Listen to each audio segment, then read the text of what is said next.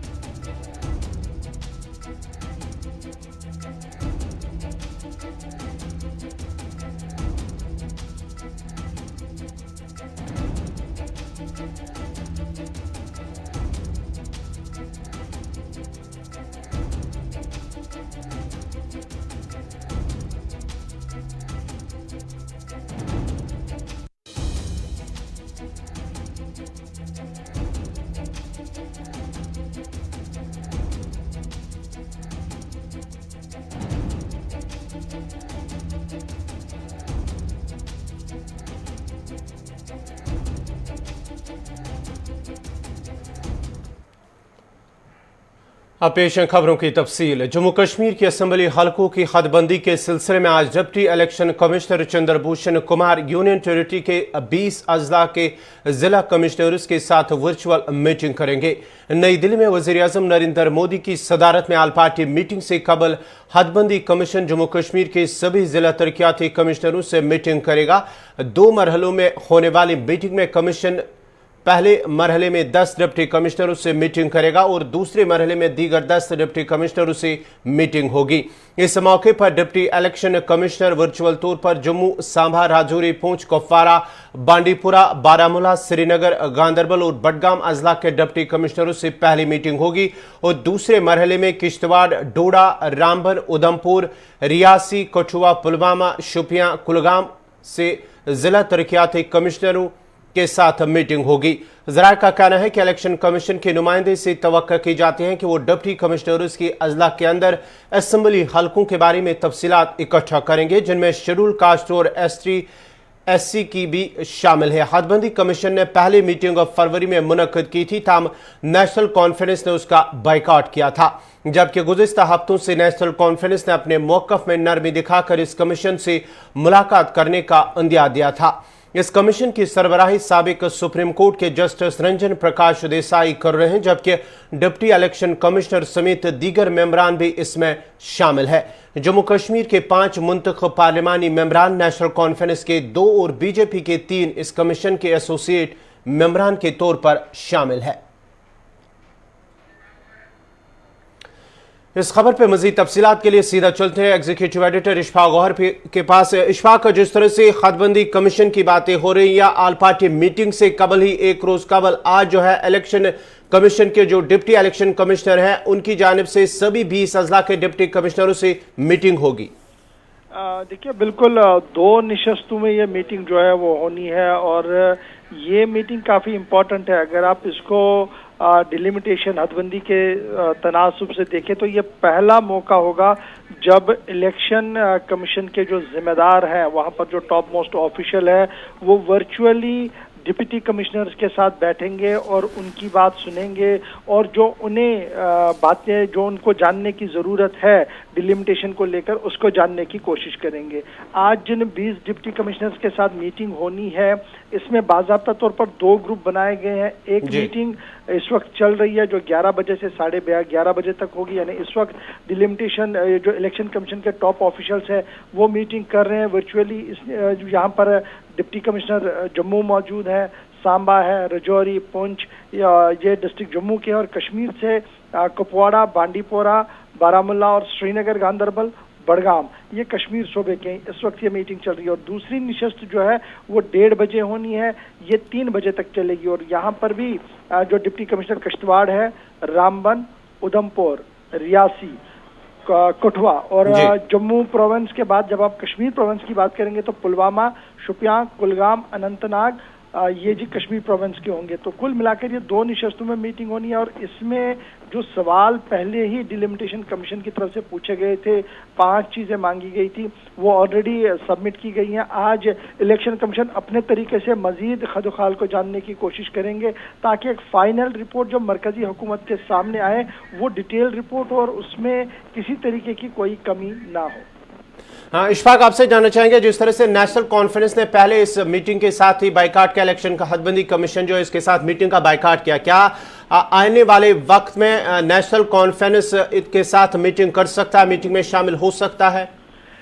देखिए, जिस तरीके के हालात अभी हैं इससे ये साफ लग रहा है कि आने वाले दिनों में सूरत हाल जो है वो तब्दील होगी और ये तब्दीली साफ अब नजर आएगी, क्योंकि जब कल हमने देखा था ऑल पार्टीज मीटिंग के आने के लिए नेशनल कॉन्फ्रेंस तैयार हुई थी, तो इसके बाद सिर्फ सीधी सी बात अब ये है कि आने वाले दिनों के बाद अब जब हदबंदी की अगर मीटिंग होती है और उसमें इन एसोसिएट मेंबर्स को बुलाया जाता है तो कोई ना कोई नेशनल कॉन्फ्रेंस की तरफ से जरूर रिप्रेजेंट करेगा, क्योंकि पहले ही 2 ही पार्टियों ने जाना है, या नेशनल कॉन्फ्रेंस जा सकती है या बीजेपी जा सकती है, क्योंकि पार्लियामेंट के अंदर, लोकसभा या राज्यसभा के अंदर इन्हीं 2 जमातों के रिप्रेजेंटेटिव्स है। और यही वजह है कि जो स्पीकर है ओम बिरला, उन्होंने भी जब कमेटी को फ्रेम किया तो उसमें नेशनल कॉन्फ्रेंस के सभी मेंबर और बीजेपी के सभी मेंबर्स को जगह दे दी गई थी ताकि वो रिप्रेजेंटेशन कर सके।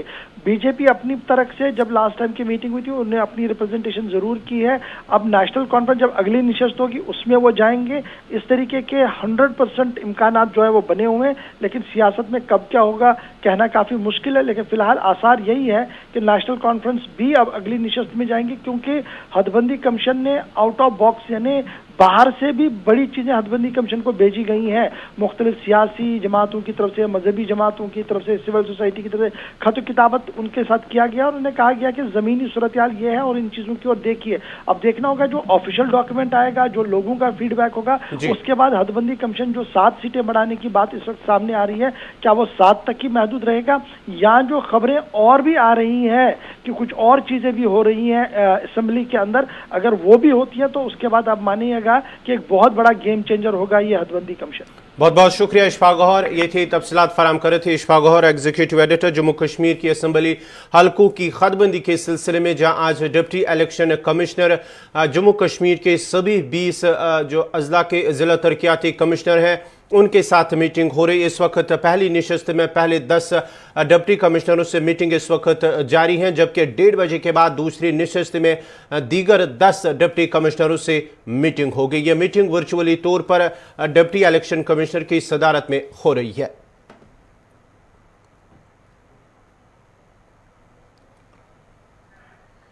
अक़वाम मुत्तहिदा सिक्योरिटी काउंसिल में अफगानिस्तान में क़याम अमन के लिए दुनिया भर के मुख्तलिफ ममालिक काम कर रहे हैं। इस सिलसिले में भारत ने अपना मौक़िफ़ पेश किया। वज़ीर ख़ारजा सुब्रमण्यम जी शंकर ने कहा कि भारत अफगानिस्तान में सियासी तब्दीली के लिए वो हमेशा हिमायत करेगा। वो क़याम अमन के लिए सीज़ फायर की भी भारत हिमायत जारी रखेगा।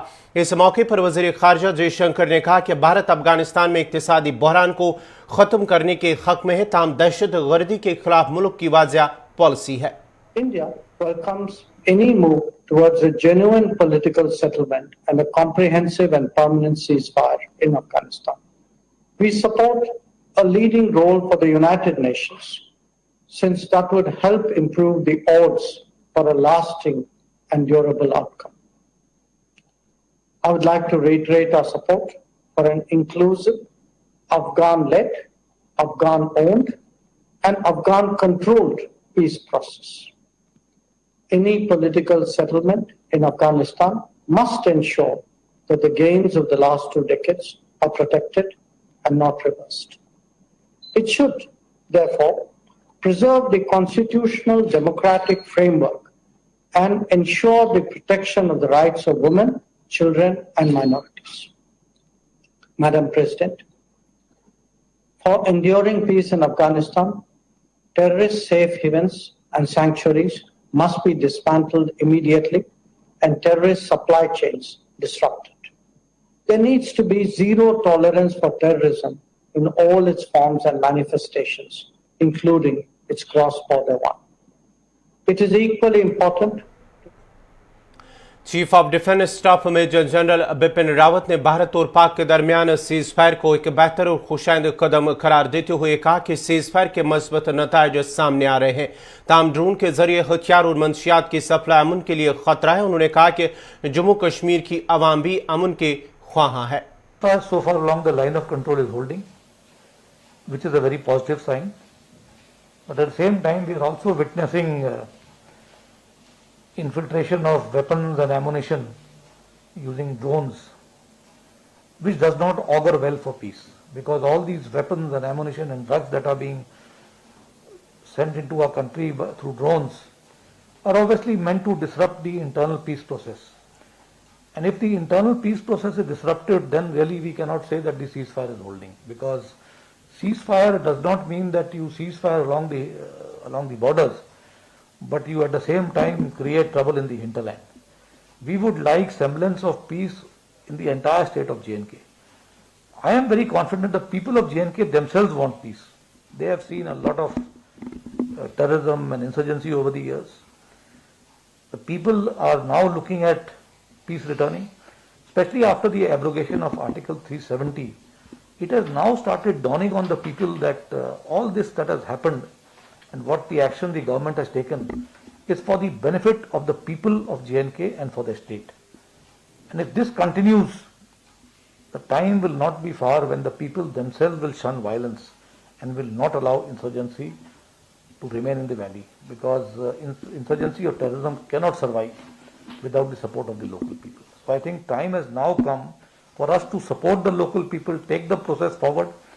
Some of the youth who have been misled, I think we need to identify them and see how best we can converse with them and explain to them that terrorism is not the way forward. The way forward is peace and tranquility. Everybody can live happily in Kashmir. Everybody can live happily in Kashmir as a part of the Indian Union. They should be free to travel to any part of the country. Our people should be able to see the tranquility and the scenic beauty of Kashmir in a very peaceful environment. I think our people are very keen on visiting Kashmir because they have heard a lot of Kashmir. Large number of the younger generation have not been able to visit the Kashmir Valley. All this will happen if peace returns. There will be integration of Jammu and Kashmir and Ladakh completely with the Union of India. Training is an activity which all armies carry out during peacetime. China is also carrying out training activities just like we carry out training activities. In the case of the Chinese, their deployment on the BSF ने कुटवा के हीरानगर इलाके में 27 kilogram heroin जब्त करके एक मंशियात फरोश को खला करने का दावा किया है। बीएसएफ जराये का कहना है कि हीरानगर के पानसर इलाके में बैनुल अक़वामी सरहद के करीब एक बीएसएफ ने मंशियात की स्मगलिंग की कोशिश को नाकाम बनाते हुए एक मंशियात फरोश को खला किया है, जबकि हलाक हुई मंशियात फरोश से 27 किलोग्राम हेरोइन जब्त किया गया है। जबकि माना जाता है कि जब्त की गई हेरोइन की मार्केट में 135 करोड़ की कीमत हो गई। था पुलिस ने इस सिलसिले में केस दर्ज करके तहकीकात शुरू कर दी है।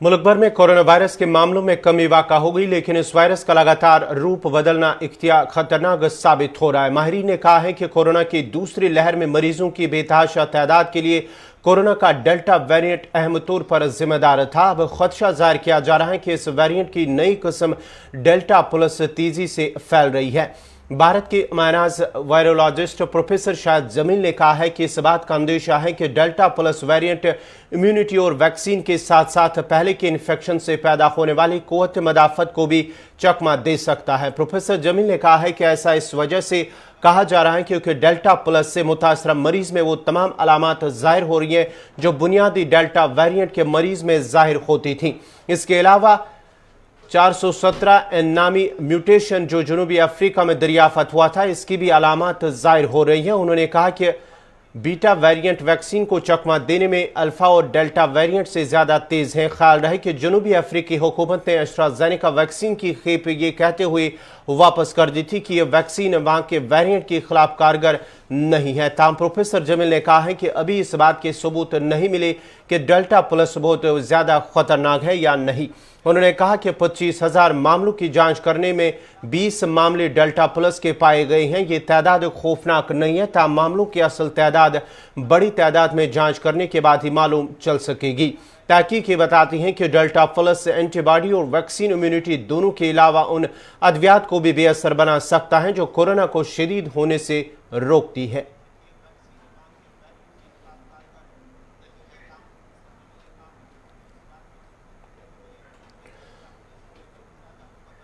जम्मू कश्मीर में कोरोना वायरस के मस्बत मामलों में आई कमी को देखते हुए अगरचे इंतजामिया ने लॉकडाउन में नरमी दी, जिस दौरान कारोबारी सरगर्मियां बहाल होने के साथ साथ पब्लिक ट्रांसपोर्ट भी सड़कों पर नजर आ रहा है। ताहम मुतअद्दिद अजला में SOPs की खिलाफ वर्जी करने की शिकायत के बाद पुलिस और इंतजामिया ने एक मुहिम शुरू कर दी है। बदरवा में नोडल ऑफिसर की सदारत और पुलिस की एक टीम ने SOPs की खिलाफ वर्जी करने वालों के खिलाफ मुहिम शुरू करते हुए जुर्माना भी आयद किया। इस मौके पर मुहिम को जारी रखते हुए नोडल ऑफिसर ने आवाम से अपील की है कि वो जारी गाइडलाइंस को फॉलो करे।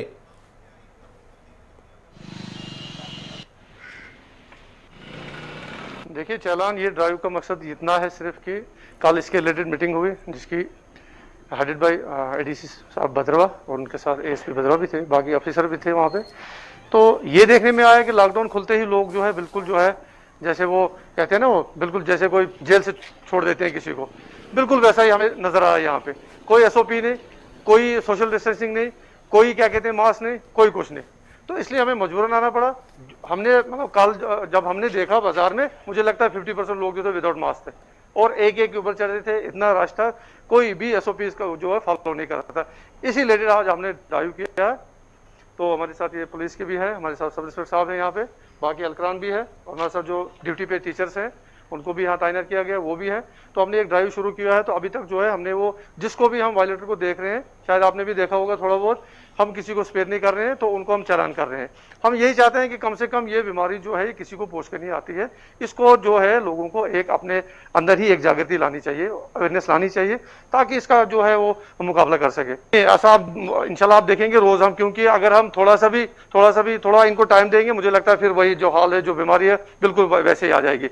इसके लिए हम बिल्कुल पर्टिकुलर रहेंगे। रोज ही ये ड्राइव इंशाल्लाह होगा। हमने देखा कि गाड़ी में लोग ज्यादा वायलेट करते हैं बनिस्बत की जो बाजार में ऐसे ज्यादा घूम रहे हैं। हाँ, शायद नासिर साहब वो ये समझते हैं कि हम गाड़ी में बैठे हैं और हमारे कोई पूछने वाला नहीं है, कुछ नहीं है। शायद उनको ये लगता है कि हम जो वहां पे वायलेशन कर रहे हैं वो शायद SOPs में आती नहीं है, लेकिन ऐसा नहीं है। गाड़ी में भी अगर विदाउट मास्क है वो भी वायलेटर है और उसको भी स्पेयर।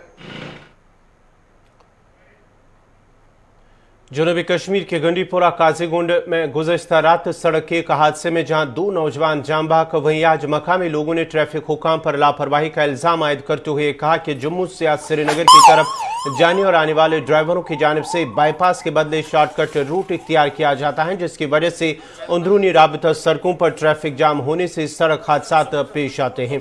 उन्होंने इंतजामिया से अपील की है कि ट्रैफिक पुलिस की जानिब से ट्रैफिक निज़ाम को बेहतर बनाया जाए ताकि आइंदा इस तरह के वाक़ात पेश ना आए। याद रहे कि गुज़श्ता रात गंडीपुरा इलाके में एक ऑयल टैंकर ने बाइक को टक्कर मार दी, जिसके नतीजे में 2 नौजवान अज़जान जबकि तीसरा जख्मी हुआ है।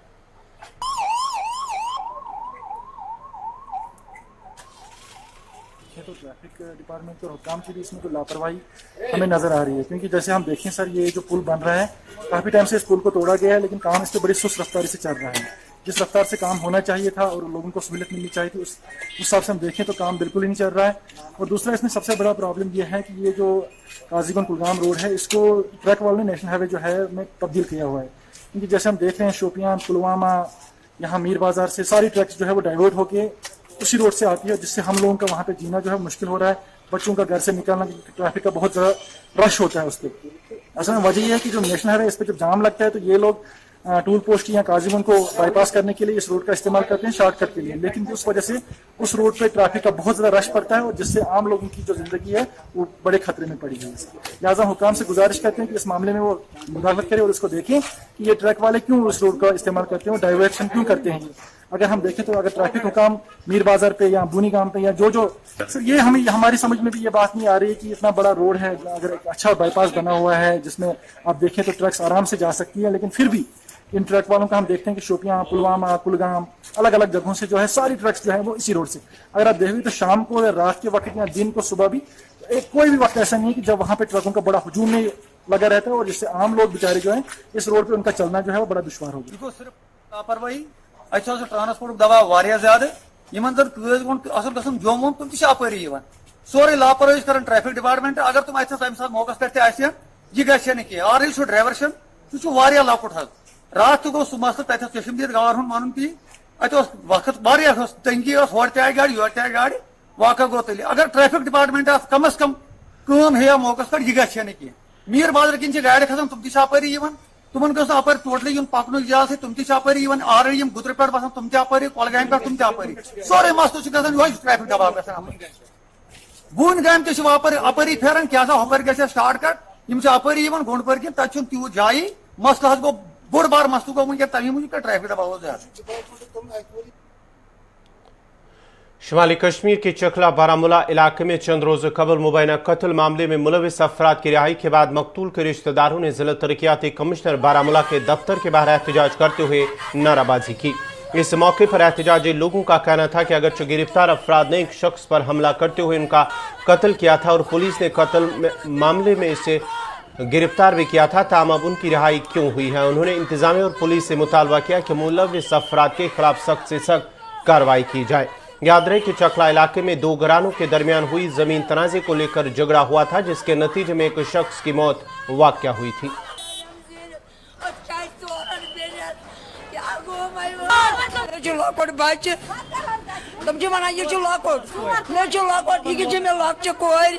बह कर तेल कतलस थप बह दियानस लॉकटिस बच्चस पन्निस दब यह दियस तेल दब करोस थप यह दम थानस में तमन लॉकट बच्चे कतल क्या आई यल त्रावन यह क्या दलील कतल आई यल त्रावन तम गन बे बंद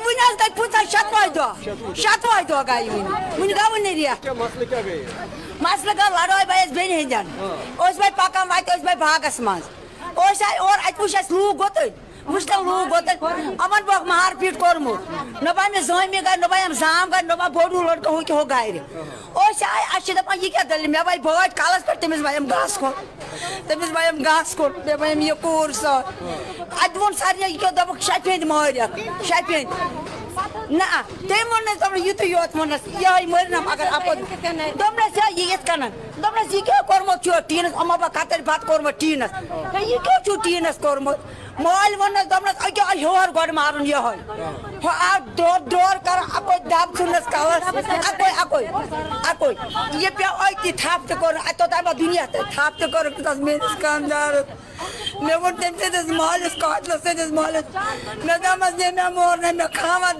अयो यह क्या दपन वन ग अक कतुल वन ग अक कतुल वन ग ज कतुल कहें बेचन पत दमस कर 5 नफर कर अरेस्ट वचक तुम यम कतुल कर सह क्या आव यल त्रावन करो मे अयालो 4 मे अनु गोल मे दियो यह क्या मे कोर मे मारू बह ये बसन गाड़ तल अयाल अगर मे गौर करू यह मसल इन ओतर गो यह कतल चकलिस मज तथ गए वह दह पत आए तम पुलिस किस रत्स मज नीन नफर 5 तमो मज आए 2 नफर रात ही वह दह यल त्रान मगर यह वन यह पता यह कित पे आय यल त्रान 5 नफर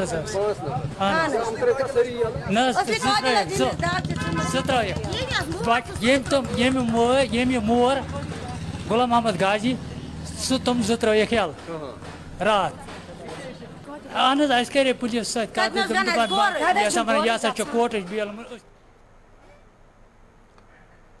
सयाती मकाम पहलगाम में मकामी लोगों का कहना है कि इलाके में तिबी सहूलियात वहम रखने के लिए अगर 4 साल कबल 50 बेडों पर मुश्तमिल एक सब डिस्ट्रिक्ट अस्पताल के क्याम को मंजूरी मिली थी, ताम आज तक नामालूम वजूहात की बिना पर SDH न बन सका। ताम डायरेक्टर हेल्थ सर्विसेज कश्मीर में लोगों को यकीन दहानी करते हुए कहा कि कोरोना की वजह से अगरचे अस्पताल के लिए काम मुतासर हुआ, ताम अब हालात बेहतर होने के बाद ही रवां माह में ही SDH का संग बुनियाद रखा जाएगा। इस सिलसिले में मकामी लोगों ने director health services Kashmir doctor Mushtaq Ahmad का शुक्रिया अदा किया।